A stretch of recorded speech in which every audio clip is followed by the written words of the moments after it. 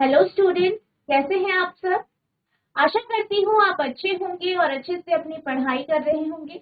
मैं मोनिका रावत आपका स्वागत करती हूँ आईसीटी वर्चुअल क्लासरूम देहरादून।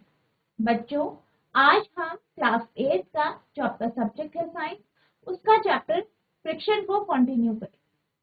तो बच्चों, पिछले लेक्चर में हमने ये देखा था कि फ्रिक्शन यानी घर्षण के क्या लाभ, हमारी जो दिनचर्या की जो भी एक्टिविटी है, जो भी क्रियाकलाप है, उसमें फ्रिक्शन कहाँ कहाँ जो है अपना रोल दिखाता है, कहाँ कहाँ पे आपको फ्रिक्शन महसूस होता है। और हमने ये देखा था कि फ्रिक्शन यानी घर्षण किस तरीके से हमारे लिए लाभदायक है और किस तरीके से ये हमारे लिए हानिकारक। फिर हम बात कर रहे थे कि जो फ्रिक्शन होता है यानी घर्षण होता है, उसको किस तरीके से बढ़ाया जा सकता है। यानी कुछ केस आप जानते हैं जहाँ पे हमें फ्रिक्शन की आवश्यकता होती है, जहाँ पे फ्रिक्शन जो है हमारे लिए बहुत ज्यादा लाभकारी होता है। तो ऐसी कंडीशन में, ऐसी स्थितियों में हमें फ्रिक्शन को बढ़ाना होता है।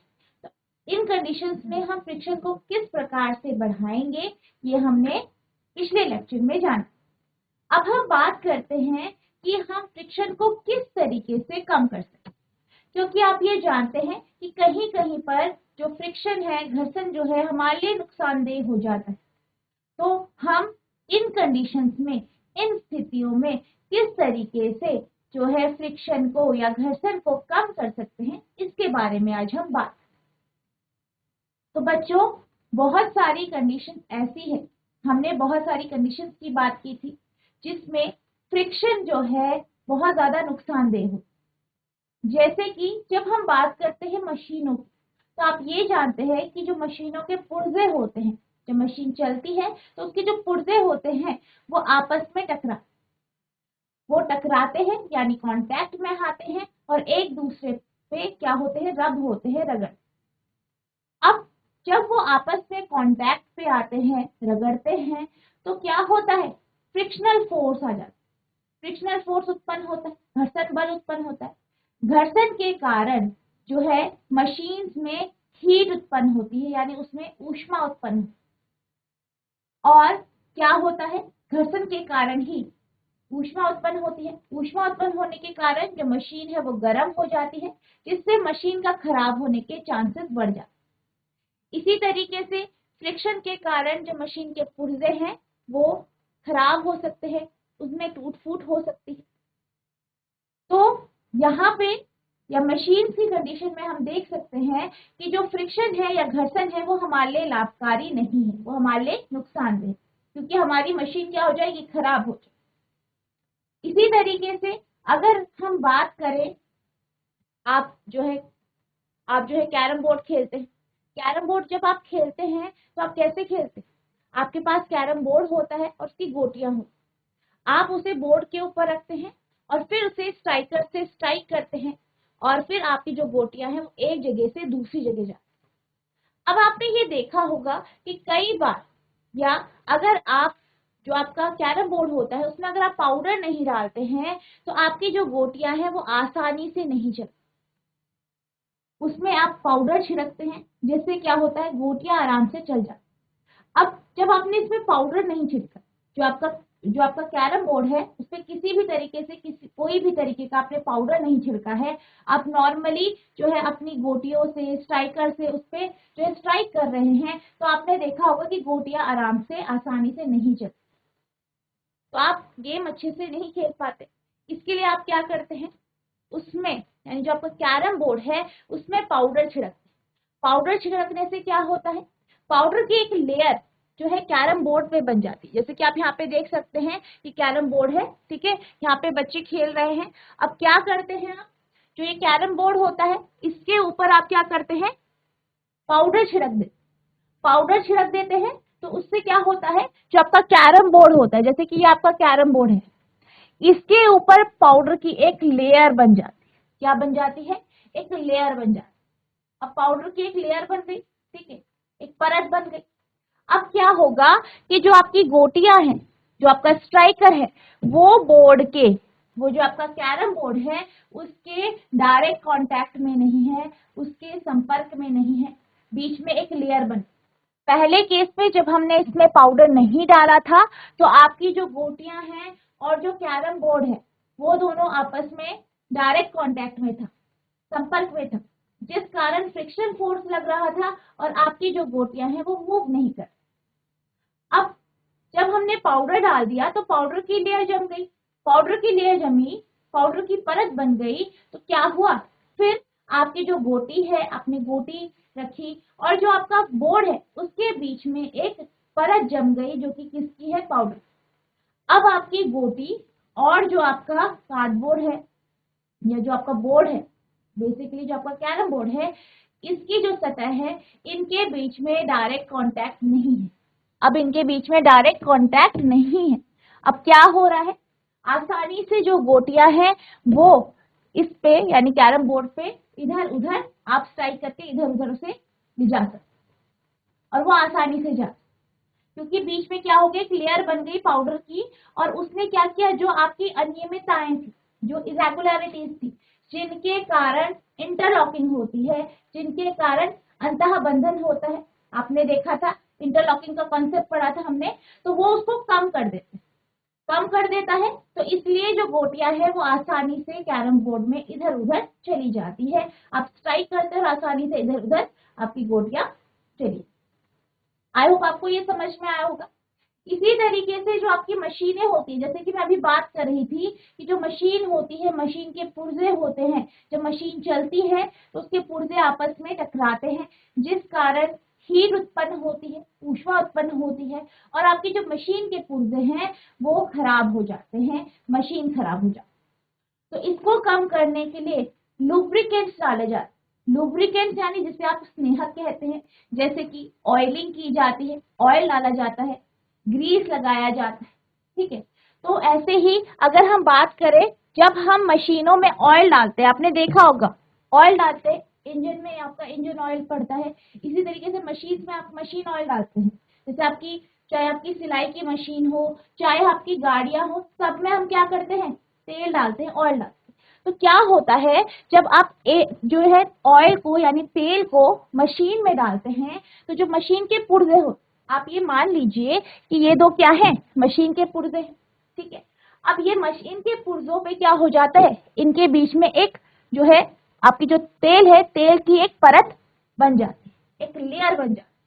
क्या बन जाती है, परत बन जाती है। अब पहले जब हमने ऑयल नहीं डाला था, जब हमने तेल नहीं डाला था, तो क्या हुआ था कि दोनों पुर्जे थे ये आपस में जो है कांटेक्ट में आ रहे थे, फिर क्या हो रहा था, मूव कर रहे थे, गति कर रहे थे और बीच में घर्षण बल लग रहा था, जिस कारण मशीन के पुर्जे गर्म हो रहे थे और आपकी जो मशीन है उसमें जो है आपको कुछ परेशानियां दिखाई दे रही थी, गर्म हो रहे थे, खराब हो रही थी आपकी मशीन। लेकिन जब आप इन दो पुर्जों के बीच में तेल डाल देते हैं या तेल इसमें जो है आप मशीन में डालते हैं, तो क्या होता है, एक परत जम जाती है, तेल पुर्जों के बीच में परत जम जाती है। अब क्या होता है, अब भी जो है आपके जो मशीन के पुर्जे हैं वो मूव करेंगे, वो घूमेंगे, वो चलेंगे, लेकिन जो आपके मशीन के पुर्जे हैं वो डायरेक्ट कांटेक्ट में नहीं, अब वो संपर्क में नहीं है। बीच में क्या डाल दिया आपने, एक स्नेहक लुब्रिकेंट डालते हैं जो कि क्या है, तेल है। अब वो डायरेक्ट कांटेक्ट में नहीं है, लुब्रिकेंट के कारण क्या हो रहा है, दोनों जो आपके मशीन के जो पुर्जे हैं उनकी जो सरफेस है, उनकी जो सतह है, आपने पिछले लेक्चर में पढ़ा था कि क्या होता है, इनकी इरेगुलरिटीज होती है और ये इरेगुलरिटीज या अनियमितता के कारण ही आपके जो है घर्षण बल उत्पन्न होता है। अब यहाँ पे इरेगुलरिटीज है जिसके कारण इंटरलॉकिंग होती है, अंतः बंधन होता है और अंतः बंधन के कारण ही फ्रिक्शनल फोर्स जो है बढ़ता है या घटता है। अगर ज्यादा है आपकी इंटरलॉकिंग तो फ्रिक्शनल फोर्स ज्यादा लगता है, अगर कम है तो आपका घर्षण बल कम लगता है। अब यहाँ पे क्या हो गया है, इस इंटरलॉकिंग के बीच में, इस अंतः बंधन के बीच में तेल आ गया, ऑयल आ गया जो कि एक लुब्रिकेंट है और इसने क्या किया, ये जो इंटरलॉकिंग है इसे कम कर दिया, अंतः बंधन को कम कर दिया, जिस कारण क्या हुआ, फ्रिक्शनल फोर्स कम हो, घर्षण बल कम हो। अब आपकी जो मशीन है, मशीन के पुर्जे आसानी से मूव कर रहे हैं, वो क्या कर रहे हैं, आसानी से मूव कर रहे हैं, एक दूसरे से टकरा नहीं रहे हैं, उन पे घर्षण बल कम हो। तो यहाँ हम लुब्रिकेंट का उपयोग करके जो है घर्षण बल को या घर्षण को कम कर सकते।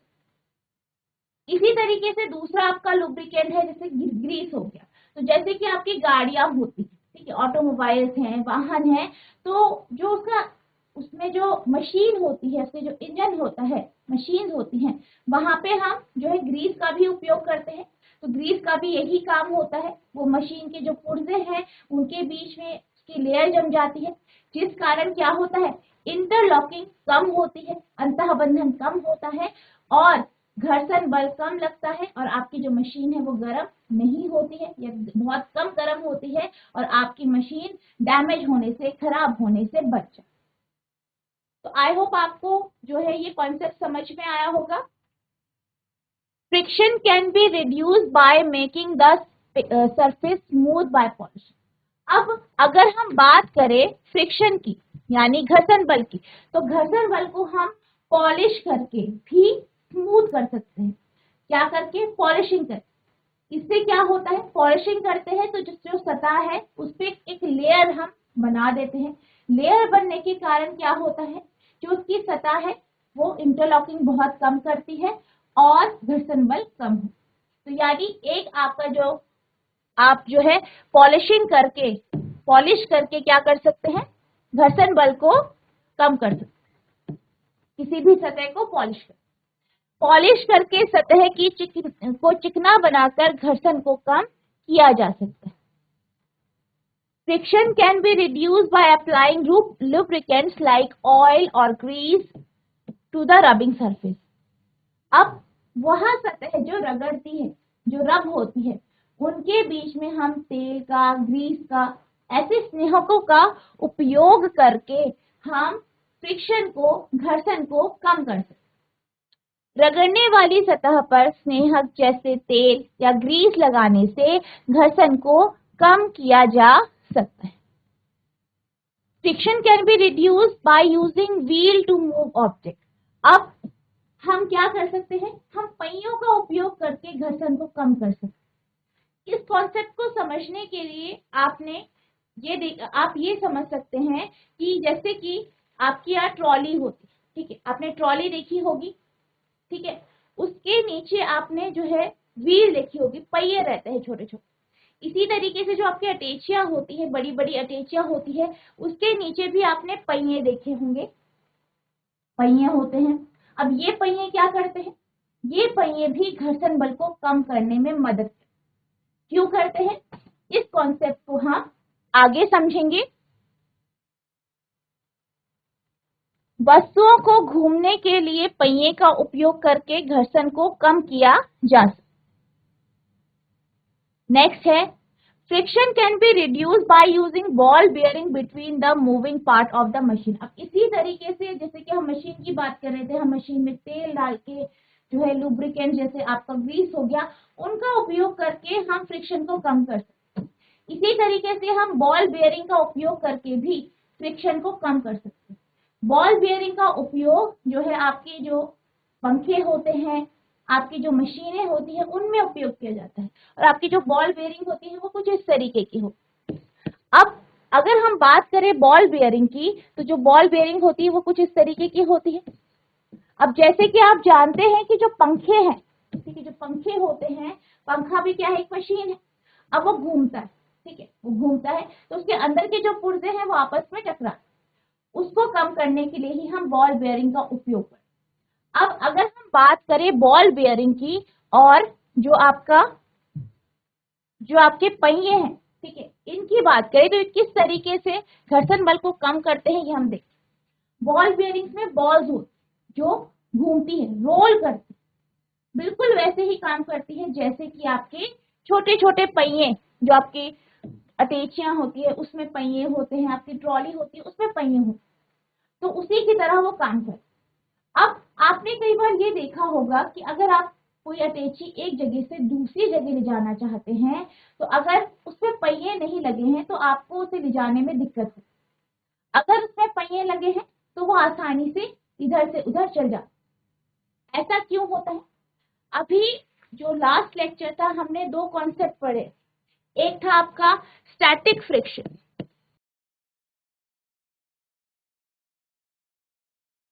यानी स्थैतिक घर्षण।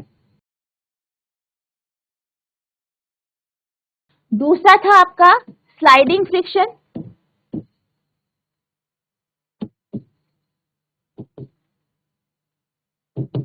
यानी सर्पी घर्षण। ये दो कॉन्सेप्ट हमने पिछले लेक्चर में पढ़े थे। ठीक है, कोई बच्चा बता सकता है कि स्थैतिक घर्षण का अर्थ क्या है? स्थैतिक घर्षण किसे कहते हैं? स्टैटिक फ्रिक्शन किसे कहते हैं? तो बच्चों पिछले लेक्चर में हमने दो कॉन्सेप्ट पढ़े थे। एक था आपका स्टैटिक फ्रिक्शन यानी स्थैतिक घर्षण, और दूसरा स्लाइडिंग फ्रिक्शन यानी सर्पी घर्षण। और हमने ये देखा था कि जो सर्पी घर्षण होता है वो स्टैटिक फ्रिक्शन से कम है। अब अगर हम स्टैटिक फ्रिक्शन की बात करें या स्थैतिक घर्षण की बात करें, तो स्टैटिक घर्षण कौन सा घर्षण होता है? जब कोई भी वस्तु स्थिर होती है, एक जगह रुकी हुई होती है, रेस्ट की पोजीशन में होती है, तो उससे कौन सा घर्षण लगता है? Static friction. अब अगर आपको किसी रुकी हुई वस्तु को, ठीक है, उसको अगर आपको गति में लाना है, उसको मूव कराना है, तो आप क्या करते हैं? उसमें बल लगाएंगे, फोर्स लगाएंगे। ठीक है, अब इस केस में जो है आपको फोर्स कितना लगाना पड़ेगा? इतना कि आप स्टैटिक फ्रिक्शन या स्थैतिक घर्षण से वो पार पा, यानी स्टैटिक घर्षण से आपको ज्यादा फोर्स लगाना पड़ेगा ताकि आपकी वस्तु मूव करे। ठीक है, अब कोई वस्तु है जो कि मूव कर रही है, चल रही है, स्लाइड कर, ठीक है, स्लाइड कर रही है। अब इसको आपको, ये चल रही है, इसको मोशन में रखने के लिए आपको एक फोर्स लगाना पड़ेगा। ठीक है, एक बल लगाना पड़ेगा, और वो बल कितना होगा?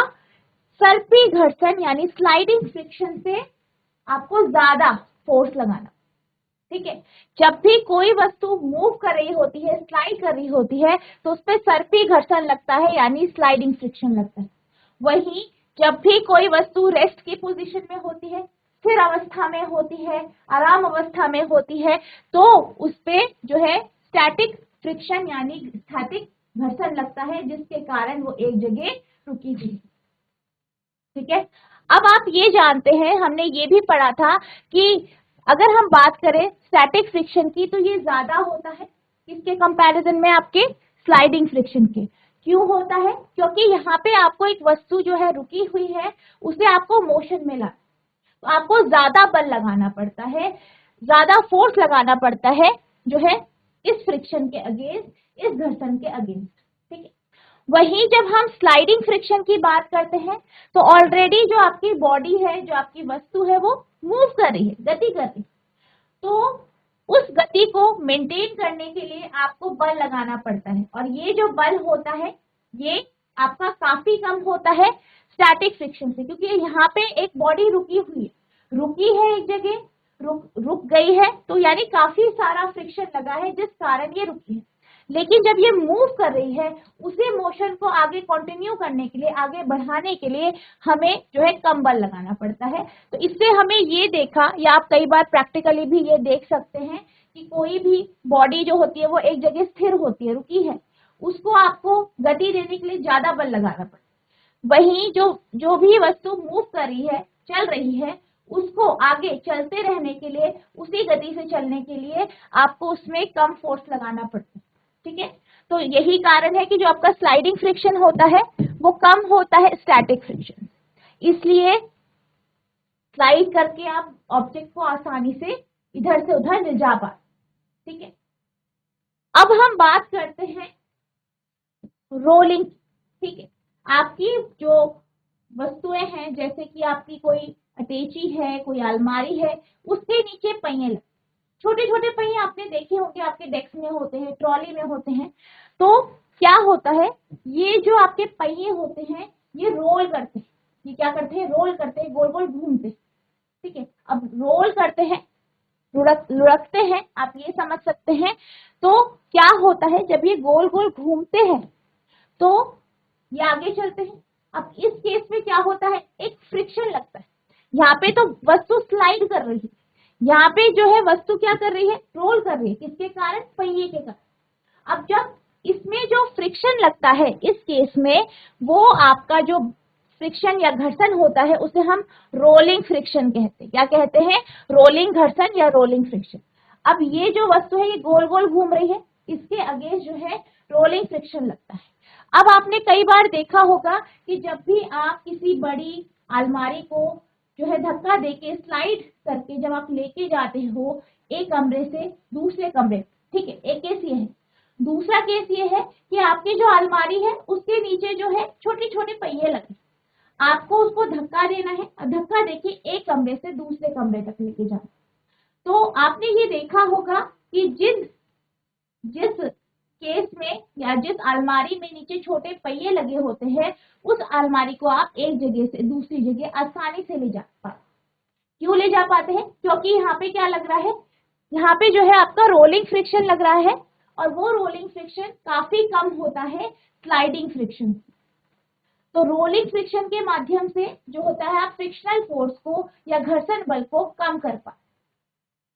यही काम आपका जो है आपका पहिया करता है, और इसी कारण आप जो है जो आपकी अटैची है या अलमारी है या ट्रॉली है उसे आप आसानी से एक जगह से दूसरी जगह ले जा पाते हैं अगर उस पे छोटे छोटे पहिए।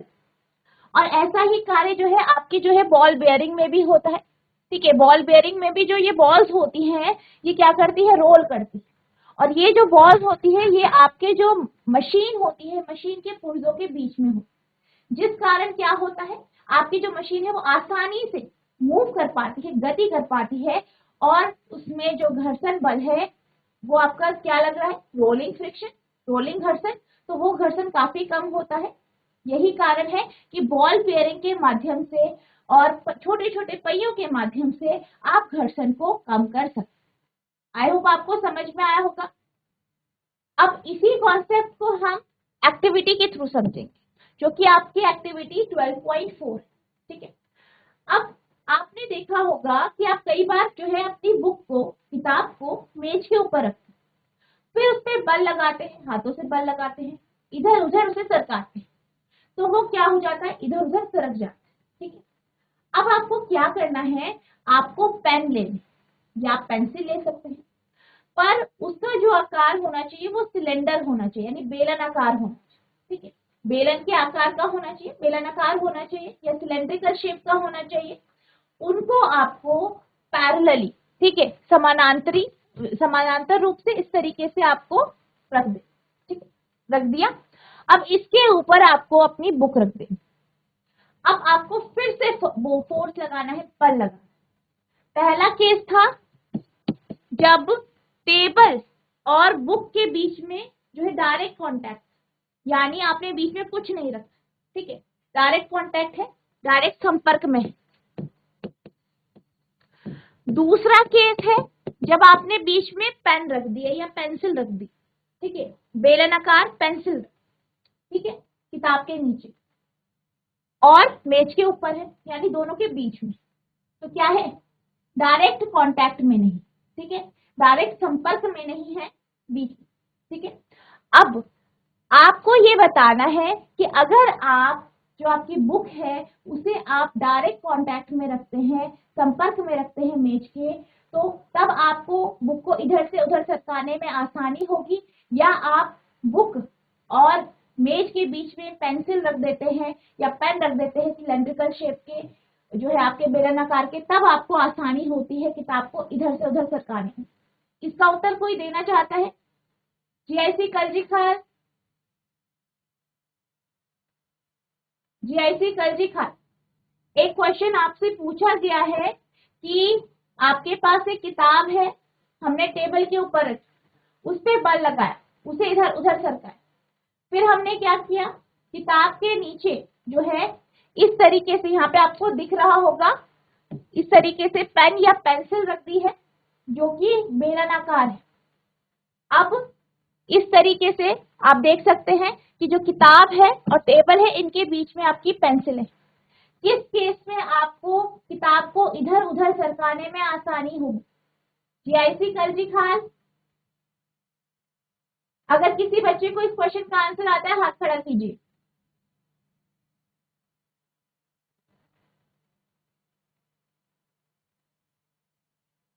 GHS रामनगर, कोई एक बच्चा खड़े होकर आंसर दीजिए। बेटा आपका नाम क्या है? गुड मॉर्निंग बेटा, आपका नाम क्या है? ऋषभ सागर।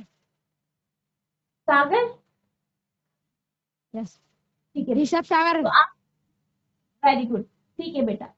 सागर बेटा आप ये बताइए कि किस केस में आपको किताब को इधर से उधर सरकाने में आसानी हो?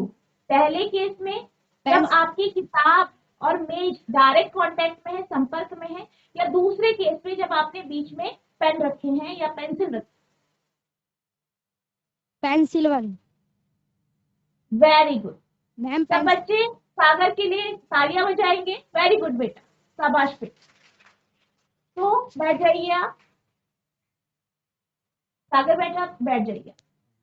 तो अगर हम बात करें जो आपका सेकंड केस है, दूसरा केस है जब आप पेन पेंसिल को जो है किताब और मेज के बीच में रखते हैं और फिर आप किताब को इधर से उधर सरकाते हैं, तो आपको किताब को सरकाने में आसानी होती है। ठीक है, यही ये जो है ये ऐसा क्यों होता है? जैसे कि मैं आपको अभी बता रही थी कि यहाँ पे क्या होता है, जो आपकी पेंसिल है वो रोल करती है, आप जानते हैं गोल गोल घूमती है। अगर आप पेंसिल को टेबल के ऊपर रखें और उस पर बल लगाएं तो आप ये जानते हैं कि जो पेंसिल है वो गोल गोल घूमने लग जाती है और आगे चल। ठीक है, तो क्या कर रही है? रोल कर रही है। तो ये जब रोल करती है तो यहाँ पे एक फ्रिक्शन लगता है। जब ये पेंसिलें रोल कर रही है तो यहाँ पे क्या लगता है? एक फ्रिक्शनल फोर्स लगता है, घर्षण बल लगता है, जिसे हम क्या कहते हैं? रोलिंग फ्रिक्शन कहते हैं। ठीक है, क्या कहते हैं? रोलिंग फ्रिक्शन कहते हैं। और ये जो रोलिंग फ्रिक्शन होता है वो कम होता है इसके कंपैरिजन में स्टैटिक फ्रिक्शन। अब अगर हम पहले केस की बात करें जिसमें हमने किताब और मेज के बीच में कुछ नहीं रखा था, डायरेक्ट कांटेक्ट में था, तो यहाँ पे जब हम बुक को इधर से उधर सरका रहे थे तो इस केस में आपका स्टैटिक फ्रिक्शन यानी स्थैतिक घर्षण लग रहा था। और ये घर्षण जो है आप इससे महसूस कर सकते हैं कि स्टैटिक फ्रिक्शन जो है वो ज्यादा होता है रोलिंग फ्रिक्शन।